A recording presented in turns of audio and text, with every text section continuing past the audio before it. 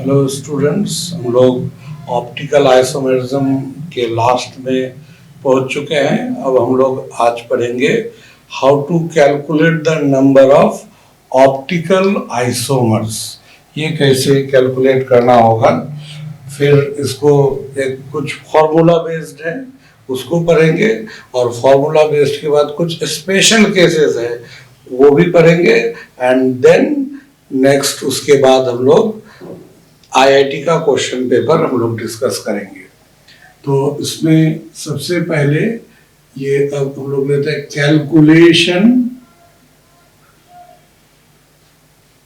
Calculation of number of optical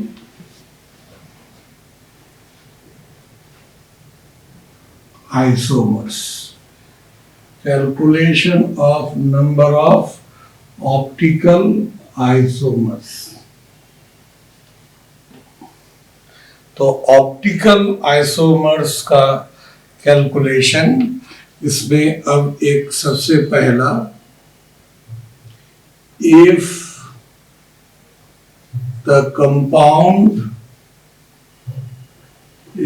compound has n asymmetric carbon atoms and the molecule is not divisible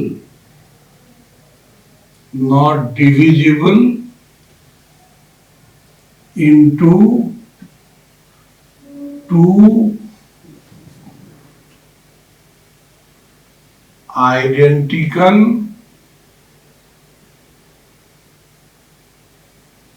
halves। मतलब compound में asymmetric carbon atom कितना, n, और molecule दो equal part में divide नहीं होगा, मतलब प्लेन ऑफ सिमेट्री नहीं होगा। तो जब मॉलिक्यूल दो इक्वल पार्ट में डिविजिबल नहीं होगा तब हम लोग क्या करेंगे, number of optically active isomers, number of optically active isomers. तो ऑप्टिकली एक्टिव आइसोमर्स को हम लोग n, ये a मान लेते हैं। मान लीजिए ऑप्टिकली एक्टिव आइसोमर्स यहाँ पर क्या a है, तो उसको टू द पावर n हो जाएगा। उसी तरह से ये नंबर ऑफ मेजोमर्स यानी कि मेजोमर्स जो होगा ये ऑप्टिकली इनएक्टिव, मेजोमर्स यहाँ जो है ये इनएक्टिव है, तो मेजोमर्स की संख्या कितनी होगी, ऑप्टिकली एक्टिव मेजोमर्स, ये तो 0 हो जाएगा। 0 क्यों बताइए? 0 इसलिए कि मॉलिक्यूल दो पार्ट में डिविजिबल नहीं है, और मेजोमर होने के लिए मॉलिक्यूल को दो इक्वल हाफ में बंटना जरूरी है, तो ये तो बटेगा ही नहीं, इसलिए मेजोमर होगा नहीं। अब यहाँ नंबर ऑफ रेसिमिक फॉर्म्स या रेसिमिक मिक्सचर जो एक इनैनोसिमेरिक पेयर से एक मिक्सचर बनता है उसको R मान लेते हैं। तो ये ऑलवेज क्या होगा, ये जो ऑप्टिकली एक्टिव आइसोमर्स है, ये याद रखिएगा, ऑप्टिकली एक्टिव आइसोमर्स की संख्या हमेशा इवन होता है। It can never be odd होगा नहीं, इवन होगा। मान लीजिए n का वैल्यू अगर यहाँ पर n का वैल्यू अगर 1 है तो 2 to the power 1 यानी कि 2, तो 2 अगर होगा तो उसमें एक डेक्स्ट्रो होगा एक लिवो होगा, और वो डेक्स्ट्रो और लिवो दोनों मिल करके एक रेसिमिक मिक्सचर बनाएगा। तो रेसिमिक मिक्सचर ऑलवेज क्या होता है, A/2 हमेशा।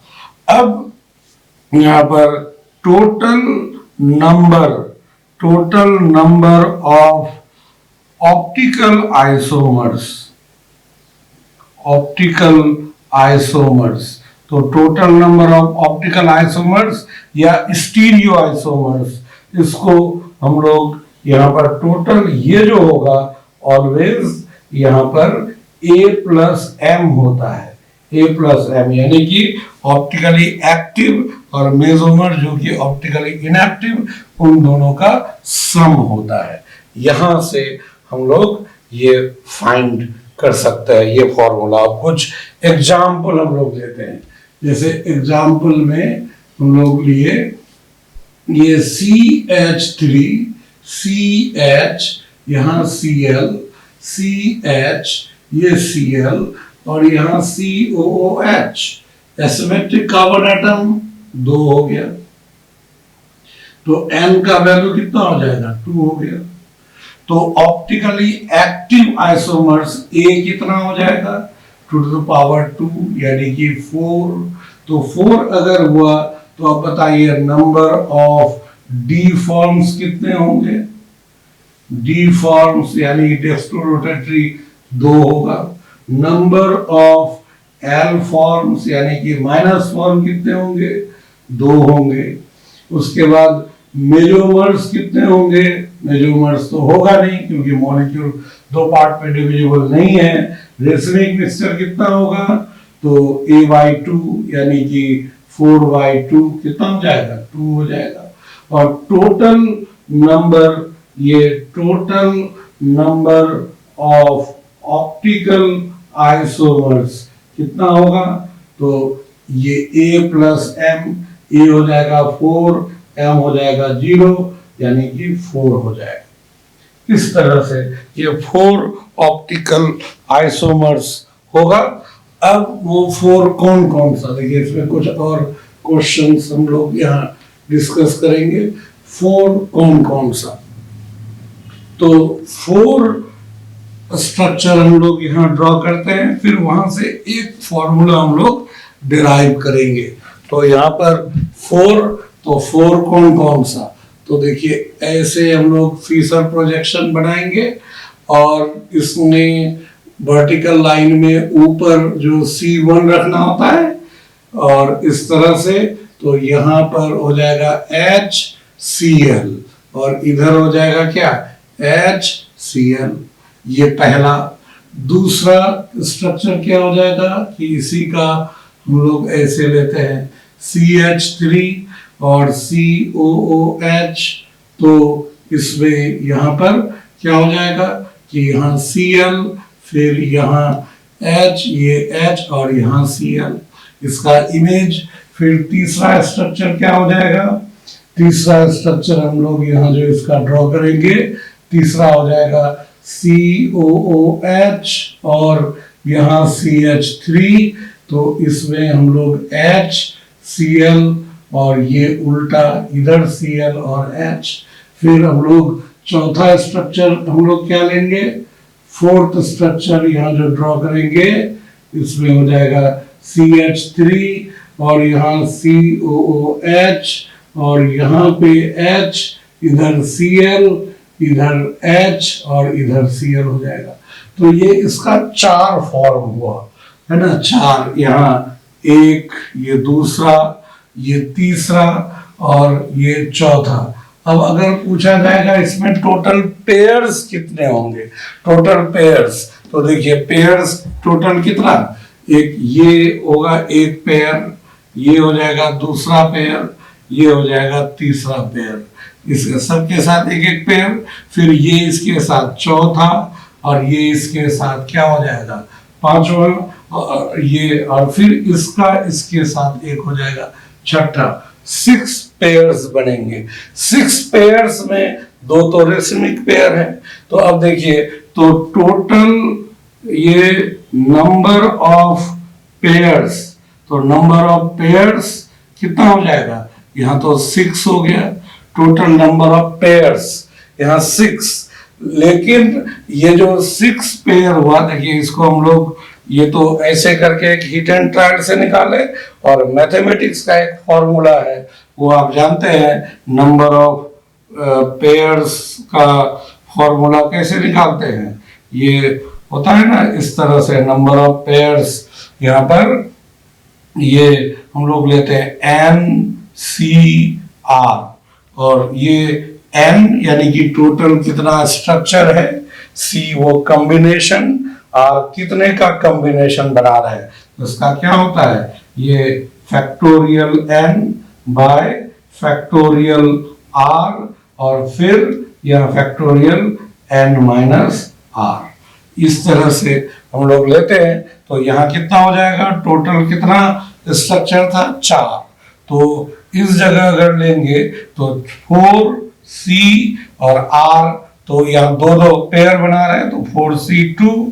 कितना हो जाएगा, फैक्टोरियल 4 और यहाँ फैक्टोरियल 2 और फिर यहाँ पर कितना, दोनों का डिफरेंस, तो 4 और 2 का डिफरेंस 2, फैक्टोरियल 2, तो कितना हो जाएगा, यहाँ पर 4 इंटू 3 इंटू 2 इंटू 1, फैक्टोरियल 4 ऐसे ही लिखा जाता है, और फैक्टोरियल 2 2 इंटू 1, फिर फैक्टोरियल 2 2 इंटू 1, तो ये 2 2 4 खत्म, तो कितना हो जाएगा, 6। तो देखिए नंबर ऑफ पेयर्स ऐसे हीट एंड ट्रायल से निकाले 6, फॉर्मूला से भी 6 आ गया। तो यहाँ तो स्ट्रक्चर कम है, तो हम लोग हीट एंड ट्रायल से लग रहा है कि इजी है, लेकिन जब ये नंबर ज्यादा हो जाएगा तो हीट एंड ट्रायल से मुश्किल होगा, तो ऐसे कंडीशन में हम लोग इस फॉर्मूला को यूज करेंगे।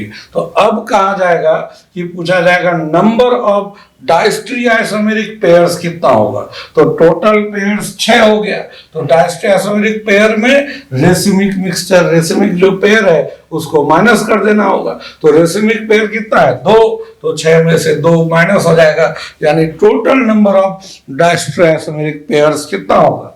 तो यहाँ पर फिर हम लोग इस तरह से सॉल्व करेंगे, यहाँ इसको बनाएंगे ऐसे, यहाँ पर टोटल, ये टोटल नंबर ऑफ ये diastereo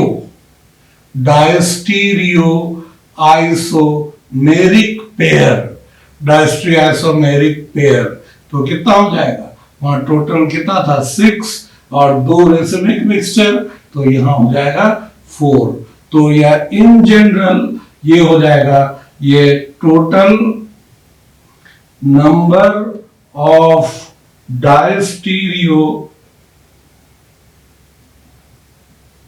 total number of diastereo isomeric pairs, ये क्या फॉर्मूला हो जाएगा, यहां पर इस जगह NC और R की जगह 2 लिखना पड़ेगा, माइनस ये R, ये racemic mixture, racemic pairs RM, कितने मिक्सचर बनेंगे उसको माइनस कर देंगे, ये एक डायस्ट्रियोइसोमेरिक पेयर का फॉर्मूला ये मिल जाएगा। इस तरह से हम लोग ये निकाल सकते हैं। तो ये पहला पार्ट हुआ कि अगर मॉलिक्यूल 2 पार्ट में डिविजिबल नहीं है और तब उसमें number of optically active isomers कैसे फाइंड करेंगे। अब हम लोग एक और एग्जांपल लेते हैं।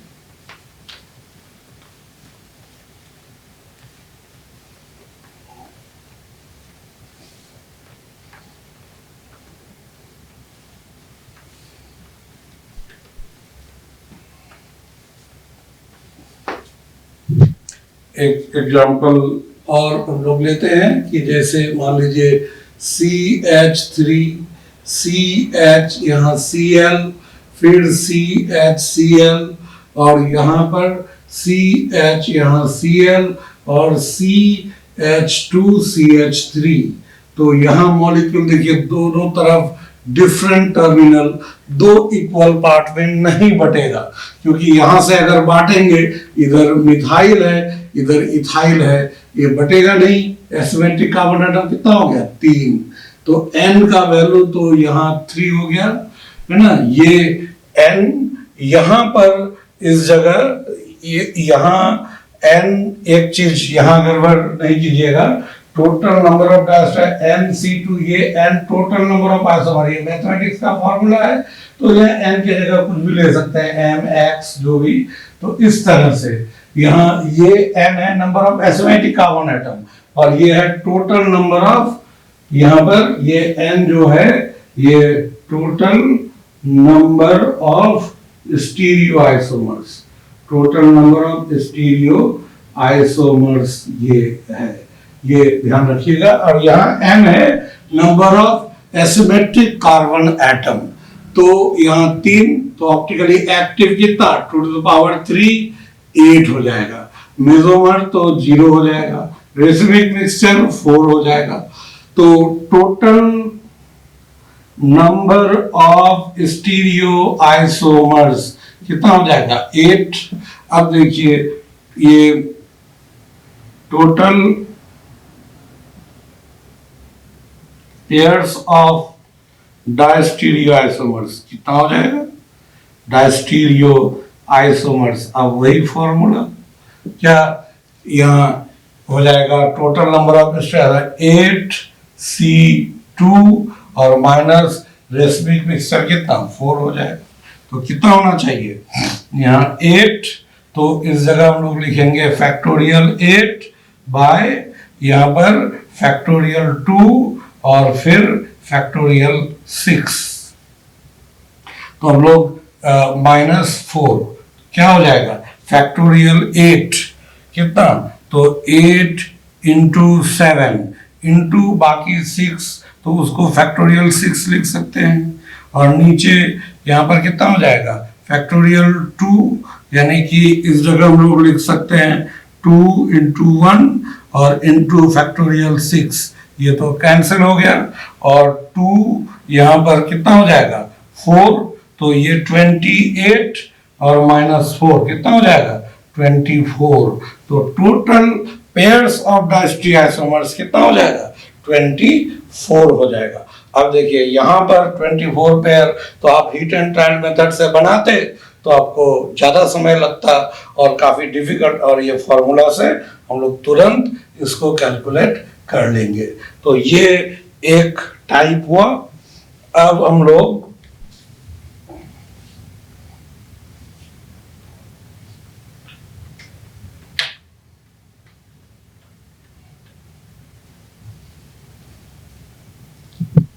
लेते हैं दूसरा, if the compound has an asymmetric carbon atom and the molecule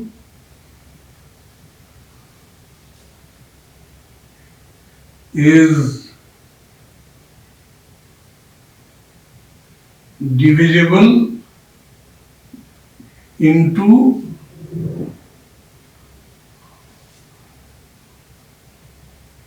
two identical halves, ये दो आइडेंटिकल हाफ में, यानी अब मॉलिक्यूल दो इक्वल हाफ में बढ़ जाए, यानी यहाँ अब मेसोमर का चांस हो जाएगा।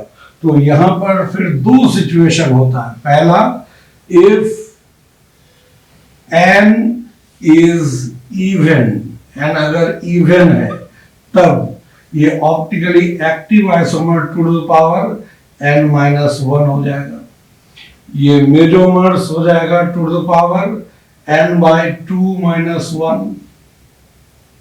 और रेसिमिक मिक्सचर तो ऑलवेज a/2 होगा। Total number of stereo isomers कितना हो जाएगा, total number of stereo isomers a+m हो जाएगा। और अब आप अगर यहाँ निकालिएगा इस जगह पे डायस्ट्री आइसोमेरिक पेयर, तो वो बताए थे टोटल जब निकल जाएगा वहां से वही MC2 वाले फॉर्मूला से आप इसको सॉल्व कर सकते हैं। तो n इवन था, तो इसका एग्जांपल हम लोग लेते हैं, जैसे CH3 CHCl और फिर CHCl और CH3, एसिमेट्रिक कार्बन एटम यहाँ पर दो है, तो इस जगह ऐसे डिविजिबल है, और तो यहाँ n का वैल्यू 2 हो गया, तो ऑप्टिकली एक्टिव कितना हो जाएगा, 2 to the power 2 minus 1, तो 2 to the power 1 यानी कि हो जाएगा यहाँ पर 2, और मेजोमर्स कितना, तो 2 to the power 2 by 2 minus 1 यानी कि 2 to the power 0, that is 1, मेजोमर 1 हो गया, तो रेसमिक मिक्सचर तो 1 हो जाएगा, और टोटल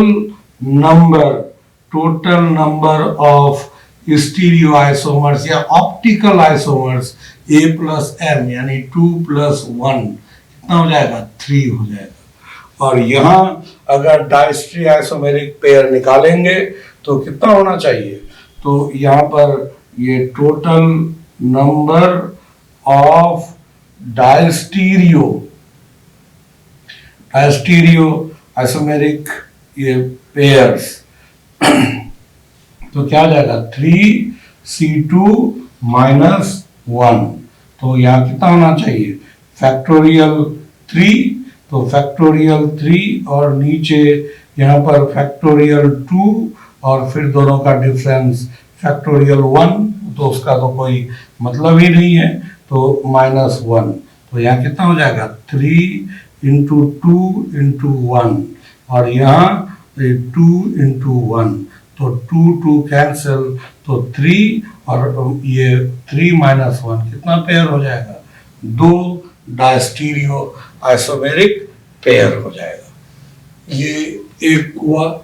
दूसरा उसका हम लोग एग्जाम्पल लेते हैं, इस तरह से अगर लें, जैसे ये CH3 यहाँ पर Cl और इधर CH यहाँ पर ये Br, फिर इधर CH यहाँ Br, फिर ये CH यहाँ Cl, फिर CH3, तो ये एसिमेट्रिक कार्बन एटम, ये एसिमेट्रिक कार्बन एटम, ये एसिमेट्रिक कार्बन एटम, यहाँ से ऐसे दो पार्ट में ये बटा हुआ है, तो n का वैल्यू हो जाएगा 4, तो optically active 2 to the power 4 minus 1 to the power 3, that is 8, measurements कितना, 2 to the power 4 by 2 minus 1, तो 2 to the power 2 minus 1 यानी कि हो जाएगा 2 हो जाएगा, रेसमिक मिक्सचर 4 हो जाएगा, तो total number of optical isomers या स्टीरियो आइसोमर्स 8 plus 2 कितना हो जाएगा, 10 हो जाएगा। Total number of stereo isomers यहाँ पर 10 हो जाएगा। अब अगर पूछा जाएगा टोटल नंबर ऑफ पेयर्स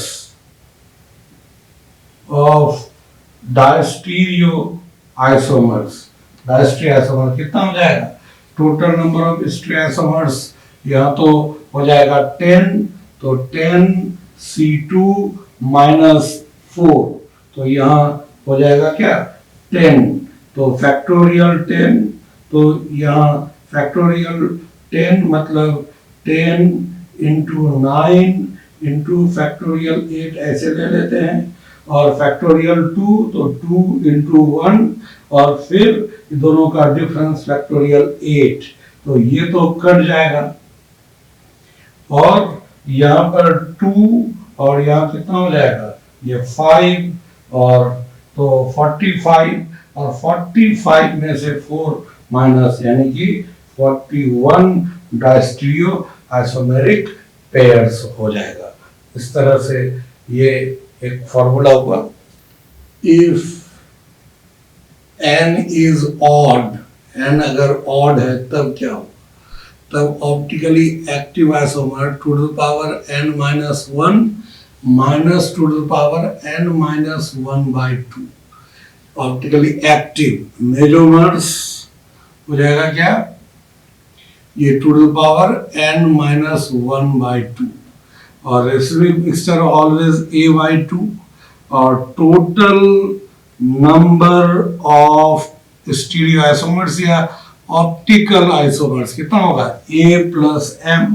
तो आप देखिए A प्लस एम ये जो है यही m है, तो ये फिर ऐड करेंगे तो हट जाएगा, इसलिए ये to the power n minus 1 हो जाएगा। तो अगर n ऑड है तब, यानी ऑड जैसे अगर 1 तो हम लोग ले नहीं सकते, 1 लेंगे तो डिविजिबल होगा नहीं, तो अगर 3, 5, 7 ऐसे है तो A क्या हो जाएगा, ऑप्टिकली एक्टिव आइसोमर इस फॉर्मूला से निकालेंगे, मेजोमर यही वाला हो जाएगा। रेसमिक मिक्सचर ऑलवेज A/2 होता है और total number of optical isomer में इन दोनों को जोड़ते हैं तो इसमें इसको ऐड कर देंगे, ये कैंसिल हो जाएगा, to the power n minus 1 हो जाएगा। जैसे एग्जाम्पल हम लोग लेते हैं, यहाँ पर CH3 CHCl, फिर यहाँ CHCl और CH3। तो देखिए ये एसिमेट्रिक, ये एसिमेट्रिक, ये एसिमेट्रिक कैसे है, इसके दोनों तरफ तो ग्रुप बराबर, लेकिन हमने बताया था शुरू में, याद कीजिएगा कि ये दोनों तरफ बराबर, तो फिर एसिमेट्रिक तो होना नहीं चाहिए, लेकिन अगर दोनों तरफ का कॉन्फ़िगरेशन डिफरेंट हो तब दोनों को डिफरेंट ग्रुप माना जाता है और तब ये एसिमेट्रिक हो जाता है, यानी कि concept of pseudo asymmetric carbon atom हमने बताया था।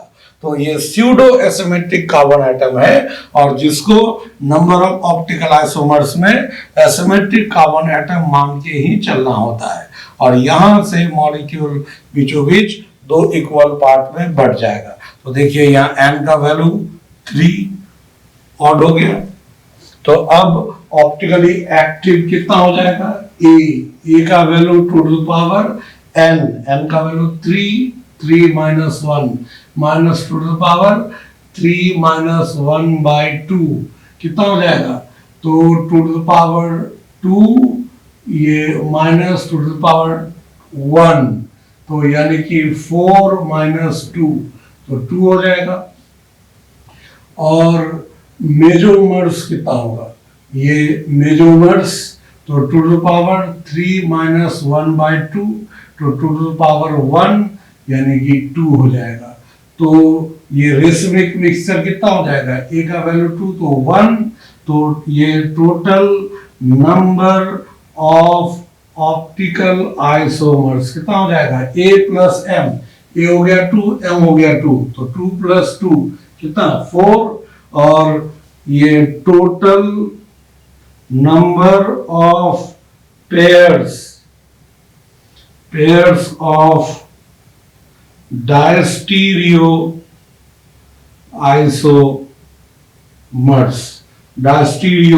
आइसोमर्स कितना हो जाएगा, तो टोटल 4, तो 4C2 और माइनस 1, तो कितना होना चाहिए, तो 4 फैक्टोरियल 4 इंटू 3 इंटू 2 इंटू 1 और नीचे 2 इंटू 1 और दोनों का डिफरेंस भी 2 इंटू 1, तो कितना हो जाएगा, ये 2 ये 4 कैंसिल, तो ये हो जाएगा 6 माइनस 1, यानी नंबर ऑफ डायस्टेरिक पेयर 5 हो जाएगा। तो ये एक उसी तरह से और हम लोग लेते हैं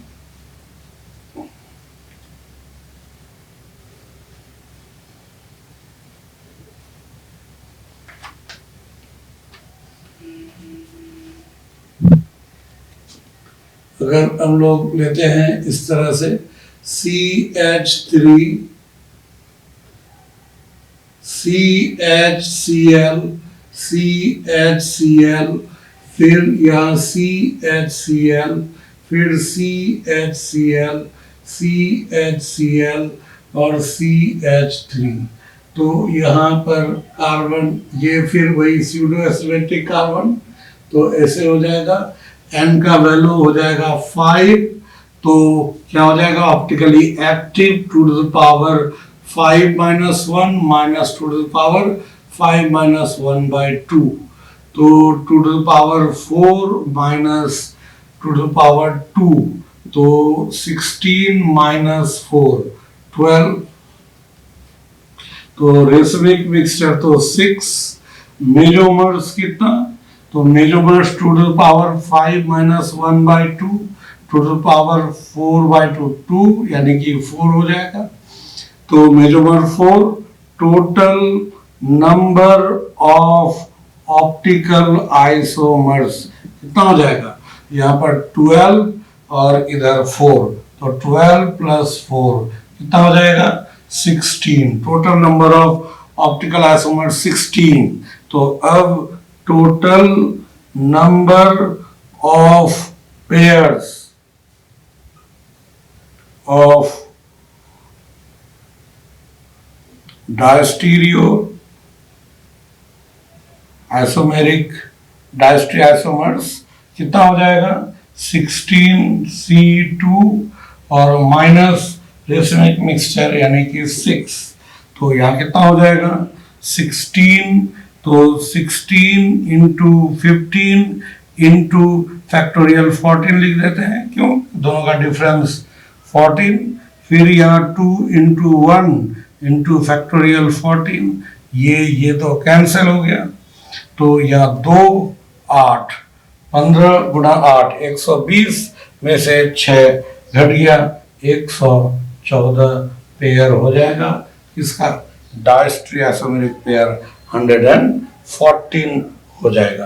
तो ये इस तरह से एक और हम लोग एग्जाम्पल इस तरह से साइक्लिक कंपाउंड में भी ले लेते हैं।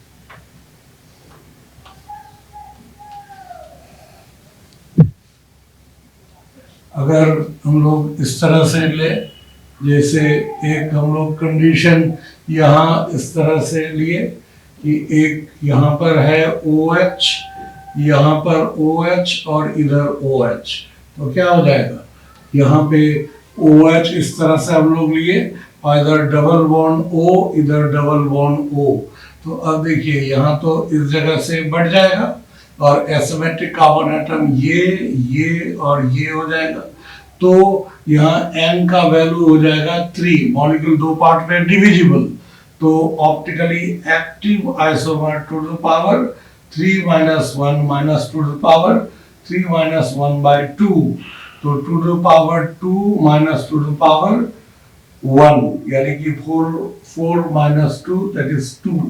मेजोमर कितना हो जाएगा, मेजोमर हो जाएगा to the power 3 minus 1/2 to the power 1 is इज 2, तो रेसिमिक मिक्सचर हो जाएगा 1 और ये total number of optical isomers कितना हो जाएगा A प्लस N 2 प्लस 2 4, और डायस्ट्री आइसोमेरिक पेयर आप वैसे ही फाइंड कर सकते हैं।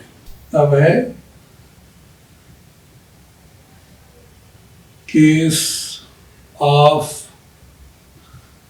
the molecules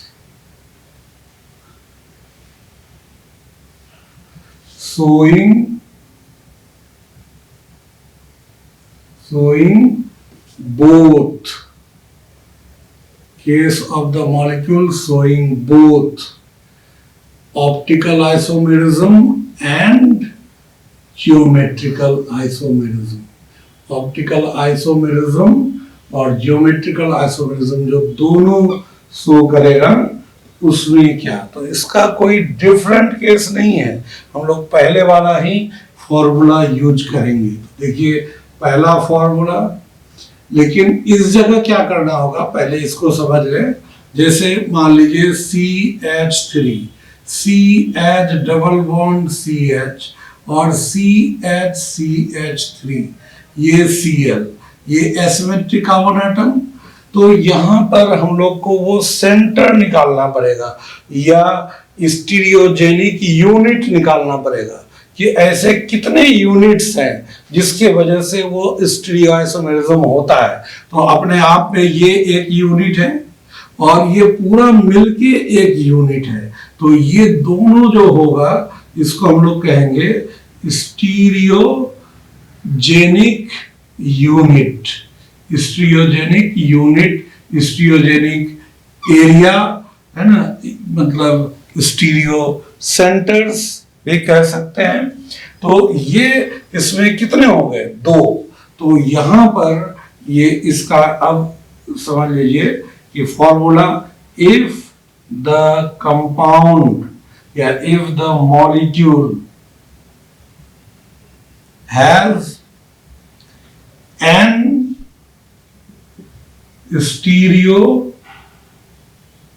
stereogenic units and the molecule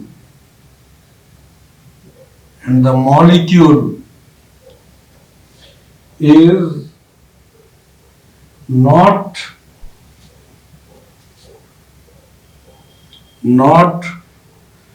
divisible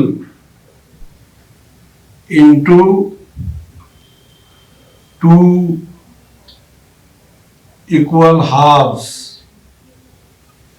2 equal half में ये नहीं बढ़ता हो, मॉलिक्यूल में एन स्टीरियोजेनिक यूनिट हो, तो यहां ये क्या हो जाएगा? नंबर ऑफ, ये then total number of optical isomers या स्टीरियो आइसोमर्स या ऑप्टिकल आइसोमर्स भी ये लिख सकते हैं। ये क्या हो जाएगा? इस जगह 2 to the power n हो जाएगा। 2 to the power n, पहले जो फॉर्मूला था उसी तरह से। तो पहले जो बताए थे वो सिर्फ एसिमेट्रिक कार्बन एटम से था। अब जिसके अबाउट ज्योमेट्रिकल आइसोमरिज्म होगा वो सेंटर भी काउंट कर लिया जा रहा है। तो 2 to the power n, यहां देखिए ऐसे कंडीशन में जहां पर ऑप्टिकल और ज्योमेट्रिकल दोनों तरह का आइसोमेरिज्म हो, ऐसे कंडीशन में क्या करना है कि नंबर ऑफ ज्योमेट्रिकल आइसोमर्स अगर पूछा जाए, सिर्फ ये डबल बॉन्ड के वजह से जितना होगा इन जनरल वैसे ही कैलकुलेट कर लीजिए, उसमें आपको ज्यादा दिक्कत नहीं है। Geometrical isomers is calculated as it is, यानी कि यहां ऑप्टिकल आइसोमर्स का नंबर ज्योमेट्रिकल आइसोमर के नंबर को प्रभावित नहीं करता है, लेकिन ज्योमेट्रिकल आइसोमर्स का नंबर ऑप्टिकल आइसोमर्स के नंबर को प्रभावित कर देता है। और यहां जो total number of stereo isomers या ऑप्टिकल आइसोमर्स में ज्योमेट्रिकल शामिल है, इंक्लूडेड है। ऐसा नहीं करना है कि ऑप्टिकल आइसोमर अलग निकाल लिए और ज्योमेट्रिकल और दोनों का सम कर दिए, वैसे नहीं। तो total number of stereo isomers 2 to the power n, इस तरह से हम लोग ये ले सकते हैं। अब मान लीजिए यहाँ पर हम लोग एक एग्जाम्पल लेते हैं। एग्जाम्पल है यहाँ पर इस तरह से CH3, CH यहाँ Cl और फिर CH डबल बॉन्ड CH और CH3 उसी मॉलिक्यूल का लिए। तो यहाँ n का वैल्यू 2 हो गया, मॉलिक्यूल 2 पार्ट में डिविजिबल नहीं है। तो यहाँ पर अगर पूछा जाएगा कि ये नंबर ऑफ जियोमेट्रिकल आइसोमर्स, तो जियोमेट्रिकल आइसोमर्स तो केवल इसी के वजह से है, तो 2 to the power 1 यानी 2 होगा। और ये टोटल ये नंबर ऑफ ऑप्टिकल आइसोमर्स या स्टीरियो आइसोमर्स क्या हो जाएगा? 2 to the power 2 यानी कि 4 हो जाएगा। 4 कौन कौन? तो ये एसिमेट्रिक है और ये, तो यहाँ पर क्या होगा? कॉन्फ़िगरेशन R और उधर कॉन्फ़िगरेशन सिस, R सिस, फिर क्या हो जाएगा? R ट्रांस, फिर इसका कॉन्फ़िगरेशन तो S भी हो सकता है, S सिस, S ट्रांस। कितना हो गया? 4। इसके अलावा तो और कोई हो नहीं सकता। तो ये 4 उस तरह से। तो ये हीट एंड ट्रायल है, लेकिन यहाँ फॉर्मूला से हम लोग सॉल्व कर रहे हैं। अब इसमें देखिए ये एसिमेट्रिक कार्बन एटम है, एक यूनिट हुआ, ये एक यूनिट हुआ, तो ये भी एसिमेट्रिक कार्बन एटम है, ये भी एसिमेट्रिक है। तो कितना यूनिट हुआ? 1 2 3 4, तो n का वैल्यू 4 हो जाएगा। मॉलिक्यूल 2 पार्ट में डिविजिबल नहीं है, तो total number of optical isomers या स्टीरियो आइसोमर्स कितना होगा? 2 to the power 4 यानी कि 16 हो जाएगा। लेकिन अगर पूछा जाएगा ये number of geometrical isomers, geometrical isomers क्या हो जाएगा? तो जियोमेट्रिकल इसके वजह से, और ये दोनों दो ब्रांच है रिंग में, इन दोनों की वजह से एक, तो यानी कि 2 हो जाएगा। 2 टू द पावर, 2 पॉइंट है तो यहाँ हो जाएगा ज्योमेट्रिकल आइसोमर्स, इस जगह हो जाएगा 4। अब यहाँ पर हम लोग लेते हैं ये एसिमेट्रिक कार्बन एटम, इसके अबाउट ज्योमेट्रिकल आइसोमरिज्म, यहाँ पर इसके अबाउट भी यहाँ पर ज्योमेट्रिकल आइसोमरिज्म है। एसिमेट्रिक कार्बन एटम है नहीं, इसको एक डबल बॉन्ड की तरह ट्रीट करेंगे तो n का वैल्यू तो 3 हो गया। तो ये नंबर ऑफ ये stereo isomers, total number of stereo isomers या total number of optical isomers कितना हो जाएगा? 2 टू द पावर 3, 8। और या नंबर ऑफ जियोमेट्रिकल आइसोमर्स कितना होगा? जियोमेट्रिकल आइसोमर्स के लिए तो ये 2, तो यानी 2 टू द पावर 2 हो जाएगा, यानी कि 4। इस तरह से हम लोग ये फाइंड कर सकते हैं। यहाँ पर क्या होगा? ये एक यूनिट हुआ, एक ये हो गया, ये भी एसिमेट्रिक कार्बन एटम, ये भी एसिमेट्रिक कार्बन एटम, और एक ये, तो कितना हुआ? 1 2 3 4 5, तो n का वैल्यू हो जाएगा 5। तो इसलिए नंबर ऑफ ये ऑप्टिकल आइसोमर्स और स्टीरियो आइसोमर्स कितना हो जाएगा? 2 टू द पावर 5, यानी कि 32। और ये नंबर ऑफ जियोमेट्रिकल आइसोमर्स कितना हो जाएगा? ज्योमेट्रिकल इसके वजह से, इसके वजह से और इसके वजह से भी होगा, यानी कि 2 टू द पावर 3 हो जाएगा 8। यहाँ पर क्या होगा? ये एक एसिमेट्रिक कार्बन एटम, ये डबल बॉन्ड, 2 यूनिट, 3 4, ये 5 और ये 6, तो n का वैल्यू यहाँ 6 हो गया। इसलिए number of stereo isomers, total number of stereo isomers या optical isomers 2 to the power 6, यानी कि 64। और नंबर ऑफ जियोमेट्रिकल आइसोमर्स कितना? या तो ज्योमेट्रिकल दोनों डबल बॉन्ड और रिंग की वजह से, तो 3 यूनिट 2 के पावर 3, यहाँ 8 हो जाएगा। ये समझ रहे हैं ना कि रिंग में 2 ब्रांच होता है तो उसपे 2 ज्योमेट्रिकल आइसोमर्स होता है, तो ये रिंग को एक डबल बॉन्ड के रूप में ट्रीट कर लेते हैं, तो ये भी एक डबल बॉन्ड जैसा हो गया, तो 3 हो गया।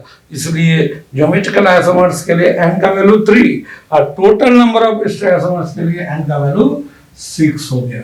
इस तरह से अब यही जो इस जगह जो हम लोग लिए थे, तो यहाँ पर एसिमेट्रिक कार्बन एटम नहीं है, देख लीजिएगा ये सिमेट्रिकल है ऐसे, इसीलिए इसको सिर्फ डबल बॉन्ड के रूप में ट्रीट किए और वहाँ इस जगह इन दोनों को एसिमेट्रिक काउंट नहीं किए थे।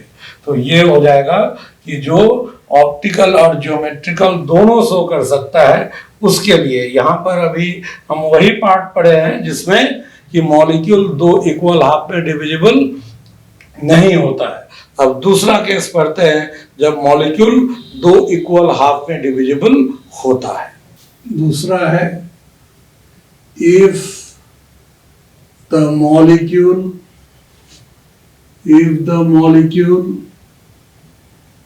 has n stereogenic units and the molecule is divisible into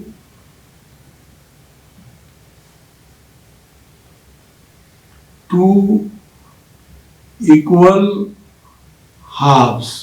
molecule 2 equal half में अगर बढ़ जाए, 2 इक्वल हाफ में अगर मॉलिक्यूल डिविजिबल हो तो फिर यहाँ दो कंडीशन आता है कि if n is even, n अगर इवन है तो यहाँ total number of stereo isomers, ये two to the power n minus 1 plus two to the power n by 2 minus 1, ये हो जाएगा, है ना। स्टीरियो आइसोमर्स, ये फॉर्मूला जो मेजरमेंट्स निकालने का था, इस तरह से ये total number of stereo isomers, ये मेजरमेंट निकालने का ये अलग ये था, तो total number of stereo isomers का फॉर्मूला यहाँ पर ये हो जाएगा। दूसरा क्या होता है कि if n is odd, n अगर ऑड है, n ऑड है और मॉलिक्यूल दो पार्ट में डिविजिबल है, तो इसमें फिर दो कंडीशन आता है यहाँ पर कि if asymmetric carbon atom lies in middle,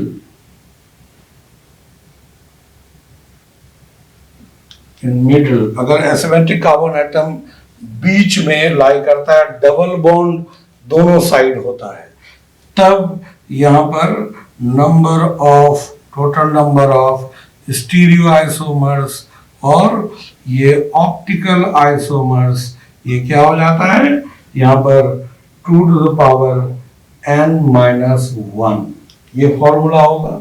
और दूसरा क्या होता है कि इफ